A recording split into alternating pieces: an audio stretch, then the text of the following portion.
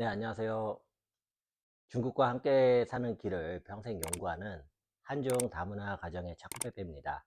제법 오랜 기간 동안 제가 영상을 촬영도 하지 않고 업로드도 하지 않았습니다. 여러 가지 이유들이 있는데요. 그래도 최근에 좀 제가 하는 일들이 많아지다 보니까 너무 바쁘고 시간이 없어서 그렇게 했던 부분들이 있습니다.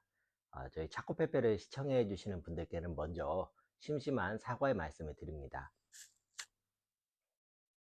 제가 이번에 조금 여러분들과 나누고 싶은 이야기는요. 제가 3년 반 만에, 3년 반은 조금 안 된 것 같아요. 한국에 드디어 다녀왔습니다. 네, 한국에 출장을 다녀왔고요. 그러면서 오랫동안 만나지 못했던 저희 가족들과 저에게 굉장히 감사한 그런 분들 얼굴을 잠깐 뵙고 오는 그런 기회를 가졌습니다. 업무가 너무 많아가지고 일일이 다 찾아뵙지를 못했습니다. 그래서 참 아쉬운데요. 일을 하다 보니까 이제 시간이 다 끝났더라고요. 근데 이번에 한국과 중국으로 오가면서 인천공항에 도착했을 때의 핵산 검사하는 거 있죠. PCR 검사. 그리고 또 한국에서 중국으로 올 때 하는 그 핵산 검사를 제가 굉장히 드물게 두 번 다 경험을 하게 됐습니다. 그래서 그 내용을 여러분들과 좀 나누고 더불어서 제가 3년 반 만에 다시 찾은 제 고국을 통해서 제가 느낀 느낌이 어땠는가, 이런 부분들을 그래도 제가 해외 교민의 입장에서 한번 나눠볼까 합니다. 일단은요, 제가 이번에 한국에 들어갈 때가 우리나라 정부에서 중국에서 한국으로 들어오는 비한국 국적자들은 모두 이제 PCR 검사를 하게 그렇게 조치를 하면서 인천공항에 내리면서 이제 제가 그 검사를 받게 됐는데, 당연히 저는 한국 국적자인데 저희 아이 중에 하나가 한국 국적이 아닙니다. 그러다 보니까 이제 이 아이를 보더니 저희가 이제 중국에서 다 검사한 것들을 보여줬는데요, 인천에서. 이거를 목에 차라. 우선 노란색 폐차를 하나를 주더라고요. 제가 그 폐차를 저는 이제 안 찼지만 제 아이한테 채우는 순간에, 기분이 정말로 안 좋았습니다. 약간 느낌이 막 사람을 분류하는 듯한 그런 느낌? 나중에 곰곰이 생각을 해보면 차라리 문제가 없는 사람한테 차라고 하는 거는 어떨까? 같은 효과였을 것 같은데, 라는 생각이 드는데, 이제 노란색 폐차를 차고 가면은 거기 앞에 인천 공항에서 이제 일을 하시는 분들이, 이리로 빠져라, 빠져라. 예. 저는 이제 제가 한국 사람인데, 저희 아이 때문에, 빠져라. 그 가니까, 아마 이제 중국어를 하는 군인분들이신 것 같아요. 그래가지고 사람을 한 7, 8명 정도 차면 이제 군인들이 인솔해가지고 이동을 하더라고요. 인천공항 도착해가지고 이렇게 나갔더니, 일단 처음 제가 놀랐던 게, PCR 검사비를 8만 원을 내야 된다고 하는데요. 한국 돈으로. 중국에 있을 적에 제가 PCR 검사를 아주 특별한 경우 제외하고는 돈을 낸 적이 없었었거든요. 또 하나는 이제 돈을 냈을 때에도 중국 돈으로 한 100위안 정도, 그러니까 한국 돈은 한 18,000원 정도죠. 그 정도면 이제 비싸다, 막 이런, 이런 느낌이었다가 8만 원을 갑자기 내라고 그랬는데, 그 기간 동안에 이제 제가 한국에 가지고 있는 카드가 다 정지가 된 거예요. 한국에 못 들어오니까. 어떻게 하지? 근데 천만 다행히 이제 유니언페이 기능이 되는 중국에서 오랫동안 안 쓰던 카드 하나가 지갑에 있어서 그렇게 결제를 했습니다. 그렇게 했더니 이제 인천공항 밖에 그 공항철도역 있는데 거기서 대합실 1층에다가 거기서 한 5시간 정도를 대기를 하면서 기다리게 하더라고요. 일단 제가 인상을 받았던 거는, 어떤 우리나라에서 이런 시스템을 굉장히 갑작스럽게 구축을 한 것 같다. 그리고 뭔가 충분한 대책이 없는 상태에서 일단은 진행을 하고 있는 것 같다라는 느낌은 받았는데, 또 한편으로 제가 인상 깊었던 거는 거기에서 일을 하는 우리 그 직원분들이라고 해야 돼요. 공무원분들인지 뭐 자원봉사자분들인지 잘 모르겠어요. 그런데 그분들이 되게 정감이 있으셨어요. 그리고 뭔가를 되게 잘해주려고 노력하는 듯한 게 저는 느껴졌거든요.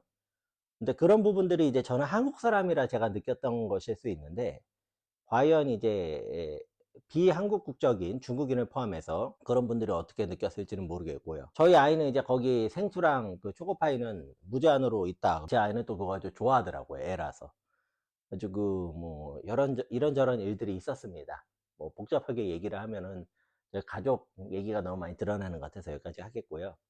제가 이제 한국에서 중국으로 돌아올 때는 이제 그 아이는 놔두고 이제 제가 또 애가 둘이라서 한국 국적인 애를 데리고 제가 이제 중국으로 들어왔거든요. 그러니까 이제 중국 공항에 도착을 하니까 야, 너희 외국인이다. 그래서 또 검사 받아라. 그래가지고 양쪽에서 다 검사를 받았어요. 자, 그랬는데 중국은 어땠느냐? 이제 PCR 검사를 하는데 일단은 돈은 받지 않았습니다. 그리고 비행기에서 내릴 때에 차례대로 내리게 하더라고요. 제가 대한항공을 타고 들어갔는데 앉은 자리부터 조금씩 조금씩 빼서 아마 좀 혼란을 최소화하려고 한 것 같고요. PCR 검사는 이제 콧구멍 안 하고 입으로만 했었는데 좀 되게 좀 슬라이트하게 그렇게 하는 느낌. 뭐 금방 끝났습니다. 그 다음에 5시간 뭐 저기 기다려라 이런 것도 없이 했으면 그냥 가라. 결과가 양성이면 따로 통보하겠다. 자, 이런 내용이었어요. 그래서 전반적인 느낌은 중국은 한국이 이런 조치를 하니까 얘도 마지못해 따라한다는 듯한 느낌을 저는 받았습니다. 우리나라 이제 언론에서 많이 쓰는 단어 중에 무슨 보복성 조치다 그러는데 이게 그런 용어가 맞는지 모르겠어요. 그러니까 약간 어떤 느낌이냐면 이런 게 있어요. 우리나라가 뭘 딱 건드려요. 그러고 상대방이 거기에 대해서 반응을 하면 보복을 하네 이런 느낌인데, 그런 조치를 받은 상대방 입장에서는 가만히 있다가는 내가 약간 조금 바보가 되는 그런 상황이 좀 있거든요. 그래서 그런 부분은 좀 아쉬웠다. 그리고 이제 아무래도 공항에서 일을 하는 그런 공무원분들의 어떤 친절함이나 이런 거는 확실히 한국이 더 나았던 것 같습니다. 네, 제가 3년 반 만에 한국에 가서 놀랐던 것들이 많이 있습니다. 일단 제가 한국을 빠져나오니까 한국이 선진국이 됐어요, 그 사이에. 예, 그래가지고 한국의 문제는 나였던 거구나. 나는 이제 개발도상국형 인재였구나. 뭐 이런 생각도 저기 친구들하고 많이 나누고 그랬는데, 신호등을 건너는데 길 바닥에 불이 있더라고요. 그래서 이게 핸드폰 보다가 사고가 나다 보니까 이런 거를 이렇게 해놨구나 하는 느낌도 되게 신선했고, 가장 인상적인 거는 뭐였냐면요. 한국이 진짜 선진국이 됐다라고 느꼈던 게 하나가 있습니다. 뭐냐면 제가 있을 때만 그랬는지는 모르겠는데, 제가 한국에서 운전도 하고 뭐 버스도 타고 택시도 타고 다 타봤거든요. 그런데 저는 단 한 차례도 크락션, 경적을 누르는 소리를 듣지를 못했습니다. 진짜 놀랐어요. 그래서 야, 이거는 우리나라가 진짜 선진국 수준으로 국민의식이 높아진 것 같다 라고 느꼈던 게 그 부분입니다. 중국은 뭐 밤이고 뭐 아직도 대도시라고 할지라도 조금 몰지각한 사람들은 막 사람들 자는 데에도 막 크락션 누르고 이러거든요.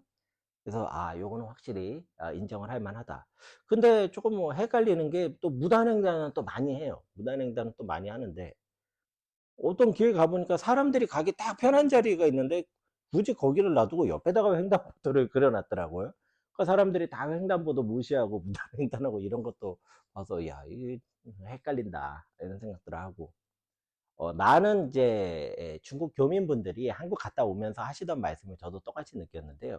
특히 서울 사시는 분들이 뭐가 이렇게 눌려 있다는 느낌을 많이 받았습니다. 그러니까 되게 급하시고 뭔가 빨리 처리하지 않으면 안 될 것 같은 그런 압박감을 가지고 있다는 느낌을 많이 받았어요. 짜증과 분노가 조금 많이 차 있구나. 근데 이제 지인들하고 얘기를 했더니 정작 본인들은 이제 모르겠다고 그러시더라고요. 그래서 이게 안에 있는 사람한테는 안 보이는 건가? 또 이런 생각도 했었습니다. 네, 저는 이제 아주 짧았던 한국에서의 시간이 마치 이제 꿈처럼 느껴질 정도로 다시 이제 중국에서 빠르게 적응을 하고 있습니다. 제 경우에는 아무래도 이제 중국에 살고 있는 우리나라 교민의 입장에서 여러분들한테 이렇게 말씀을 드리는 것이다 보니까 어느 정도 여러분들이 조금 참고하실 만한 내용이 있었으면 하는 바람이고요. 이번에 저희 애들이 한국에 가서 한국에 있는 동안 저한테 했던 말이 하나가 인상 깊은 게, 아빠, 한국은 왜 이렇게 터널이 많아? 라고 하더라고요. 터널, 지하차도 계속 나오니까, 그게 이제 왜냐면 우리나라는 너무 산이 많다 보니까 길을 뚫으려면은 터널을 뚫어야 되는 그런 것들이 있다라고 했더니, 이제 저희가 이제 사는 곳이 중국의 산동 지역이거든요. 근데 산동 지역은 이제 평원 지역이 굉장히 많아요. 그러다 보니까 길을 낼 때 터널을 뚫는 경우가 그렇게 거의 없거든요. 중국도 이제 산이 많은 곳에는 터널을 많이 뚫는데 이제 그런 부분들이 저희 아이들한테는 신기했던 것 같습니다. 한편으로는 야, 이렇게 산이 많은 산악지형에서 수천 년 동안 농사를 지었던 우리 조상들은 도대체 얼마나 고생을 한 것인가. 이것도 이제 나중에 기회가 되시면은요, 중국에 오셔서 중국 농촌을 한번 봐보시면은 지평선이 끝도 없이 펼쳐졌는데 그거를 기차를 몇 시간을 타고 가도 그게 그대로 이어집니다. 그래서 아, 이런 나라에서 농사를 짓는 게 맞구나. 라는 생각이 아마 드실 정도로 우리나라하고는 굉장히 많이 환경이 다르죠. 여하튼 저한테는 개인적으로 굉장히 많은 것들을 생각을 하게 하는 그런 한국행이었습니다. 자, 한국 갔다 온 지 사실 조금 오래됐어요. 오래됐는데 더 늦지 않게 그래도 이 영상이라도 찍자. 그래서 좀 촬영을 해봤습니다. 출장 중에 그래도 나름대로 좀 시간을 내서 한번 촬영을 해봤습니다. 이런 내용들이 여러분들 조금 보시는데 조금이나마 도움이 되셨기를 바랍니다. 시청을 해주셔서 대단히 감사합니다.